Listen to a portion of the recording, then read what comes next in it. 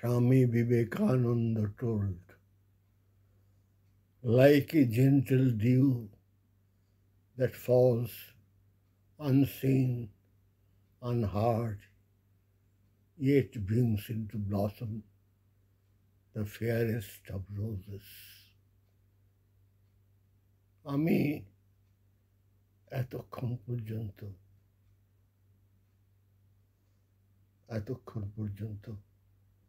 9 তারিখ গত রবিবার বেলুড় মঠে যে সাধারণ উৎসব হলো ঠাকুরের প্রতি বছরই, যেমন ঠাকুরের জন্মদিনের ইমিডিয়েট পরের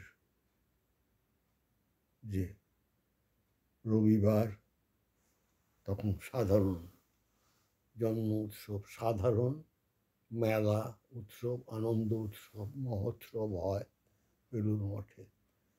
সেই এবারকার কভারেজ, যেটা 9 মার্চ রবিবার হয়েছে, তার কভারেজ দেখছিলাম। দুঃখ হচ্ছিল, আনন্দ হচ্ছিল। স্বামীজি বলেছিলেন, like a gentle dew that falls unseen and unheard, yet brings into blossom the fairest of roses. An Indian civilization is like that. It silently works, কিন্তু কিছু বুঝতে পারছি না। আনন্দ হচ্ছে, দুঃখ হচ্ছে, কেন বলি? ঠাকুর মাকে বলেছিলেন, আমি আর কি করলাম, তোমাকে অনেক কিছু করতে হবে। আমি আর কি করলাম, তোমাকে অনেক কিছু করতে হবে। কলকাতার মানুষগুলো অন্ধকারের ভেতর কিলবিল করছে পোকার মতো, তোমাকে অনেক কিছু করতে হবে। সে তো প্রক্রিয়া আজও চলেছে, বাড়ছে, কতদূর কি হচ্ছে বুঝি না। আমি একটা কথা বলতে চাইছি, শ্রীরামকৃষ্ণের ভক্ত হওয়া খুব কঠিন, আর সর্বস্ব পরিত্যাগী সন্ন্যাসী হওয়া আরো কঠিন। কেন বলছি শুনুন। সারা পৃথিবীতে মোটামুটি 200 রামকৃষ্ণ মিশন সেন্টার আছে, আর সারা পৃথিবী মিলিয়ে, সন্ন্যাসী মিলিয়ে, ব্রহ্মচারী মিলিয়ে মোটামুটি 2000 জন আছেন। মাত্র 200 আর 2000, এবং এই এতগুলো সেন্টার চালাতে হয়। মাত্র সব মিলিয়ে 2000 জন চালাবে। মানে আমি বলতে চাইছি যে quality control of Ramakrishna order and Ramakrishna system is like that, পাওয়াই যায় না, সে তো বোঝাই যাচ্ছে।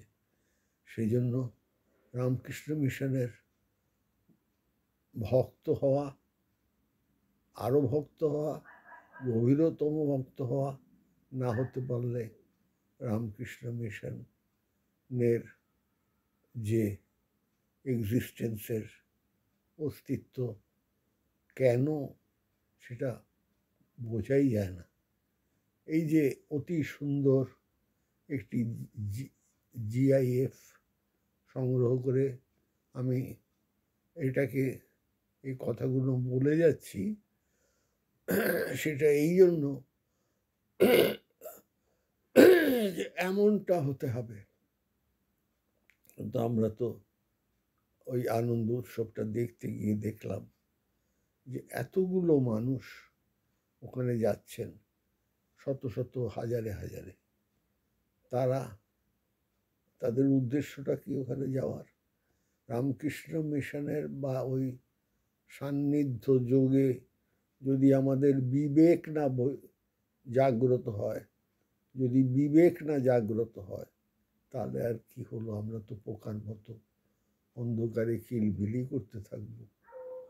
এত ওখানে লোক গেছে, তারা যেখানে খাচ্ছে সেখানেই ফেলছে, সেখানেই নোংরা করছে।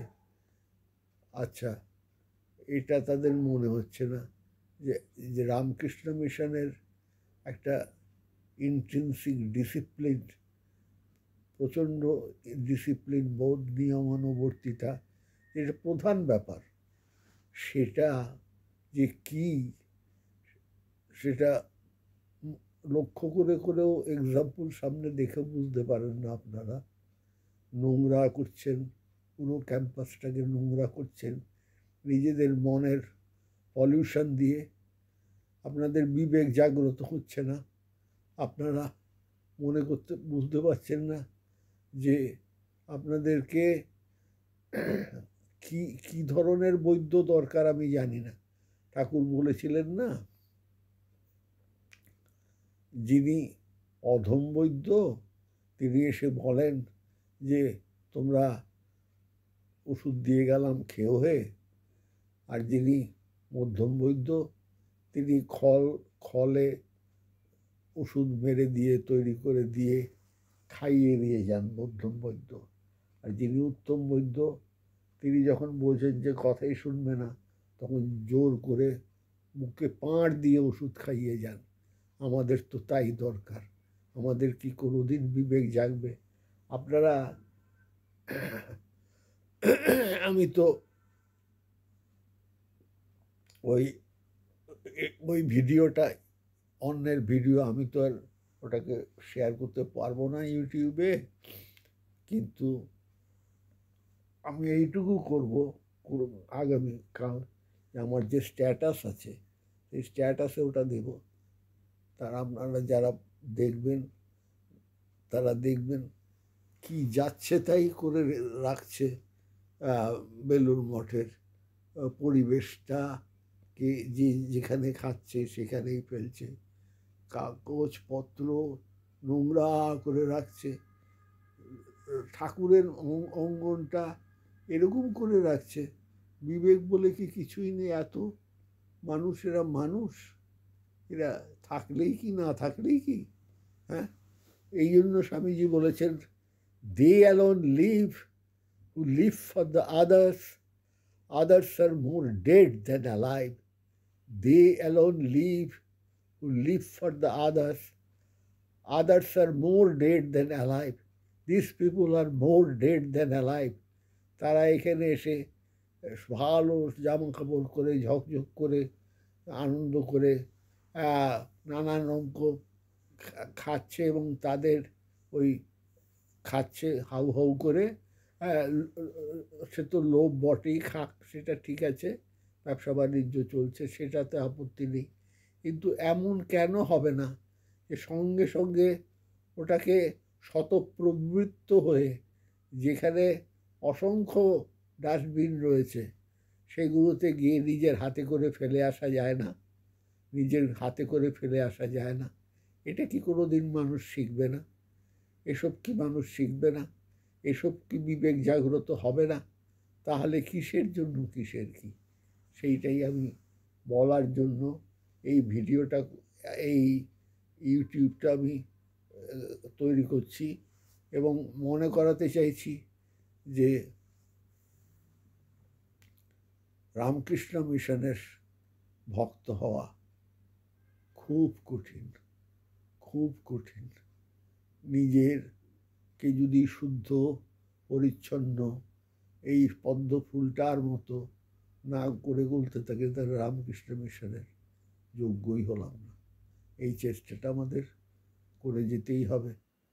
আমার ইচ্ছে করছিল এইটুকু কি হতে পারতো না, যে অন্তত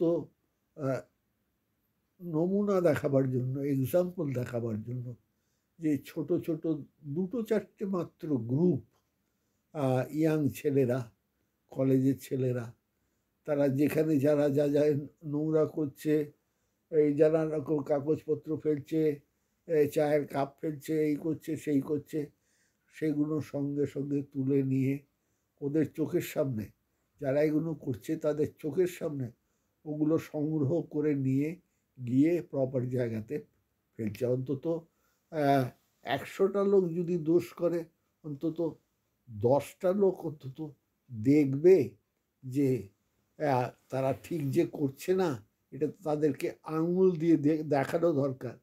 এটাই রামকৃষ্ণ মিশনের বেলুড় মঠে ভ্রমণ এবং পদার্পণের মানে পদার্পণের একটা নিদর্শন হয়ে থাকবে। মানে যে বেলুড় মঠে আসা অত সোজা ব্যাপার নয়। যারা আসছেন, ভেতরে ঢুকছেন, তারা যখন বাড়ি ফিরে যাচ্ছেন ভাবলেন যে একটা কিছু অন্তত শিখে যাই। আর তারা খালি ভাববে অন্যেরা করবে, অন্যেরা করবে, অন্যেরা করবে। সেই অন্যেরা আমরা আমরা আমরা নই কেন? যারা পরিষ্কার করার করবে তাদের পয়সা দেওয়া আছে, এইসব দেওয়া আছে, এইসব ভাববে। আর আমি যে ঠাকুর তো লক্ষ্য করছেন, সব কিছু অন্তর্যামী লক্ষ্য করছেন যে আমি কি ভাবছি, আমি কি করছি। আমি যদি যেটা আমার ভেতরে যেটা অপরিচ্ছন্নতা, সেটাকে সরিয়ে যদি আমি পবিত্র করতে পারতাম, তাহলে ঠাকুরের আশীর্বাদ, ভালোবাসা, আলিঙ্গন, স্বামী বিবেকানন্দর মানি, মায়ের আশীর্বাদ সব কিছু একেবারে স্পন্টেনিয়াস পেতাম। এই জন্যই আমার এই ইউটিউবটা করা। আপনারা দয়া করে দেখবেন, যদি সংগ্রহে দেখতে পান যে 9 তারিখ যে ওই ক্যাম্পাস ঘুরে দেখালেন একটি একটি প্রতিষ্ঠানটার নাম বিশ্বদর্শন। খুব ভালো কাজ করেছেন তিনি। একেবারে সকাল থেকে একবার দুপুর থেকে বিকেল পর্যন্ত দেখালেন, অনেক উপকার করেছেন। দেখা হলো এবং চোখে আঙুল দিয়ে এটাও দেখিয়ে দেওয়া হলো, দেখালেন যে আমরা নিজেদেরকে কীভাবে বিবেকহীন হিসাবে চলাফেরা করছি। আমাদের এটা করা দরকার। আমার বলা যেতে পারে যে বিশ্বদর্শন গ্রুপকে আমি সাপ্লিমেন্ট করার চেষ্টা করছি এই মাত্র, এই পর্যন্ত। আমি কোনো কমার্শিয়াল ব্যাপার নয়, আর সবাই কমার্শিয়াল। যারা ইউটিউব করে আমি নন কমার্শিয়াল। আমার ইউটিউবগুলো আপনারা দেখবেন, এটা স্পিরিচুয়াল ছাড়া আমি আর কোনো রকম ব্যাপারের মধ্যে নেই, স্পিরিচুয়াল আধ্যাত্মিক ছাড়া। আর আমি মনে করি যে কাজ করতে হবে, যেখানে যে কাজ করছি, আমি কেরানি হতে পারি, আমি অফিসার হতে পারি, আমি বৈজ্ঞানিক হতে পারি, আমি ইঞ্জিনিয়ার হতে পারি, আমি সাধারণ কর্মী হতে পারি। আমরা যতক্ষণ পর্যন্ত নিজেদের কাজের সাথে আধ্যাত্মিকতাকে স্যাচুরেটেড না রাখতে পারবো, তাহলে আমাদের কাজ কখনো মানে কাজের তার এমন একটা রেসিডিউ থাকবে, সেই রেসিডিউটা ব্যথা তৈরি করবে, দুঃখ তৈরি করবে। একমাত্র আধ্যাত্মিক ভাবে জড়িয়ে যদি কাজটা করি, প্রত্যেকটা কাজ, আমি যদি একটা রাজমিস্ত্রি হই, আর আমি একটা পানের দোকানের কর্মচারী হই, আর আমি একটা মস্ত বড় দেশের মুখ্যমন্ত্রী, প্রধানমন্ত্রী, যা খুশি হই, বা বিরাট বিরাট ডাইরেক্টর, ভাইস প্রেসিডেন্ট হই বিভিন্ন কোম্পানির, কিন্তু আমরা যদি আধ্যাত্মিকতাতে যদি সম্পৃক্ত স্যাচুরেটেড হয়ে না কাজ করি, তাহলে যে রেজাল্ট প্রকাশ করবে, ওই রেজাল্টগুলো হচ্ছে ওই বেলুড় মঠের অঙ্গনকে নোংরা করার মতো ব্যাপারটা হবে। তো যাই হোক, আপনারা সবাই ভালো থাকবেন, আমার ভালোবাসা জানবেন। ঠাকুরের কাছে আশীর্বাদ করি যে আমরা যেন পলিউশনটা কিছুই না, যেখানে যত পলিউশন দেখতে পাচ্ছে অল ম্যানমেড। আর এই পলিউশন আমাদের ভেতর থেকে আসছে, আমাদের ভেতরে পলিউশন রয়েছে, সেটাই বাইরে প্রকাশিত হচ্ছে। যখন আমরা পরে এই ভেতরকার পলিউশনগুলোকে সরিয়ে দিতে পারবো, আমরা পবিত্র হয়ে যাব, আমরা এই পদ্ম ফুলের মতো হয়ে যাব, আমরা ঠাকুরের কোলে বসে থাকবো সবাই। ওম স্থাপকায় চ ধর্মস্য সর্বধর্ম স্বরূপিণে অবতার বরিষ্ঠায় রামকৃষ্ণায় তেনম যথাগ্রেধায়িকা শক্তি রামকৃষ্ণের স্থিতায় যা সর্ববিদ্যা স্বরূপাং তাং শারদাং প্রণমাম্যহম। নমশ্রী জ্যোতিরাজায় বিবেকানন্দ সূরয়ে সচ্চিৎ সুখ স্বরূপাহ সাবিদিতা বোধারে।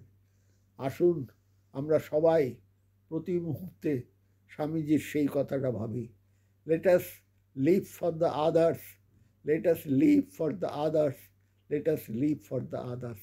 আমরা আসুন না সবাই অন্যের জন্য বাঁচি, অন্যের জন্য বাঁচি। অন্যের জন্য বাঁচলে আমিও সেই অন্যের মধ্যে পড়ব, অন্যেরাও আমার জন্যই বাঁচবে, আমিও তাদের জন্য বাঁচব। ওম শ্রীরামকৃষ্ণার্পণমস্তু।